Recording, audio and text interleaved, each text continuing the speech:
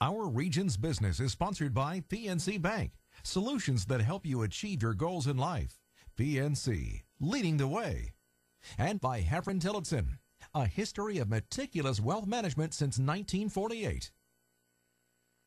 Our region's business, innovation, transformation, momentum, improving our communities and driving technologies that will shape our region for generations. The collaboration that brings vitality, prosperity, and life to living. Stay with us for the coming half hour as we examine in depth our region's business. Now, here's your host, Bill Flanagan.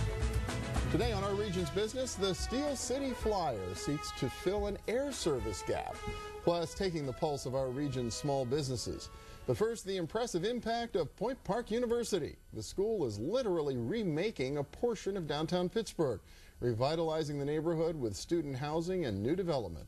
Dr. Paul Hennigan is here with an update. He's president of Point Park University, and welcome. Good to see you again. Thank you very much, Bill. Yeah, big announcement just this past week about the impact of this academic village project that you're working on. Right. And the name may not really capture essentially what it's going to mean to that part about downtown, but it's really transformative. It is. Point Park University has owned just a couple of properties in downtown Pittsburgh for most of its history. And then as we were growing over the past 10 years, we began to buy new properties. So we're at the point now where we have 15 properties in downtown Pittsburgh.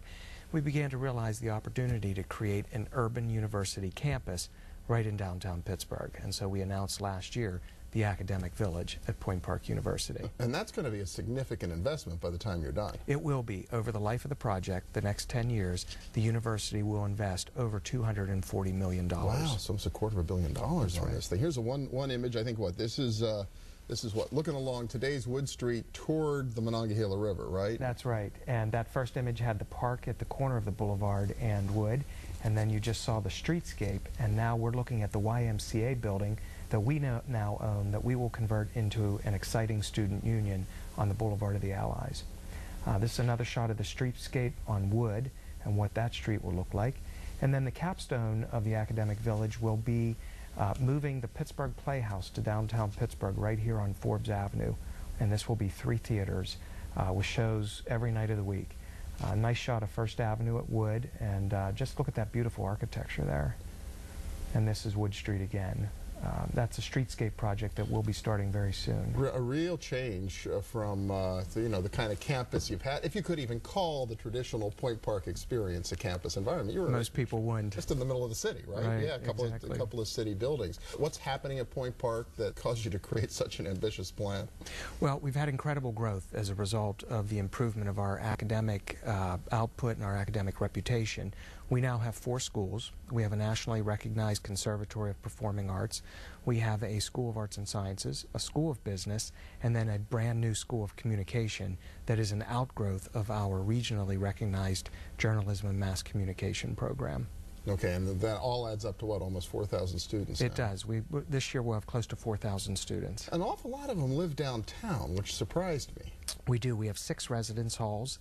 And this fall, we will have close to 1,000 students in all 6 of those residence halls. Well, you don't think about downtown Pittsburgh as being that kind of a college town. That's right. Most people don't, and that's one of the reasons why we created the academic village. Rather than just have a series of buildings around, we decided to connect that using the urban streetscape and a common design throughout.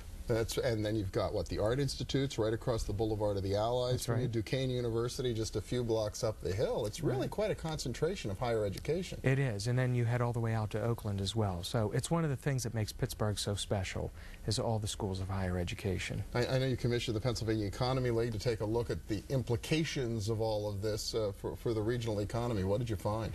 Well, the Economy League told us as a result of their impact analysis that as a result of the direct spending that we will do, $240 million, the indirect spending, the spin-off of that, and then the induced spending, the economic impact will be well over $280 million. And over the life of the project, 3,700 jobs will be created. And what is the life of the project? How long is it going to take you to get this done? Well, we envision right now about 10 years. 10 years, wow, Right. for the total build-out. Right. Well, obviously, right now we're in the middle of a recession. You're thinking long-term. How are things going? Are you getting applications and We are. commitments? The whole industry's been nervous about what's going on in the economy, but this year our enrollment was just fine, and our early trends for next year are that we are on target to meet our enrollment goals. Did that surprise you at all, or does that kind of happen in a recession when you're in the college business? Well, typically higher education is counter-cyclical to recessionary activity. That's the conventional wisdom, but I don't think anybody wanted to rely on conventional wisdom in this set of circumstances. So it is a little bit of a surprise to us, but we work hard at what we do, and we're very proud of our faculty and staff, and I think their efforts in our recruitment and retaining our students has been exceptional. Well, you think about how dire the conversation was late last year. I think everybody was a little scared, but we hear constantly one of the reasons our region is doing better than the country as a whole right now is because of higher education, medicine, some of these more recession-resistant sectors that we have. That's exactly right. And it's nice that the United States values education and higher education, and the federal government, even in the stimulus package, has made that a priority so that students and families can plan for it, because it's not the kind of thing that you do without planning.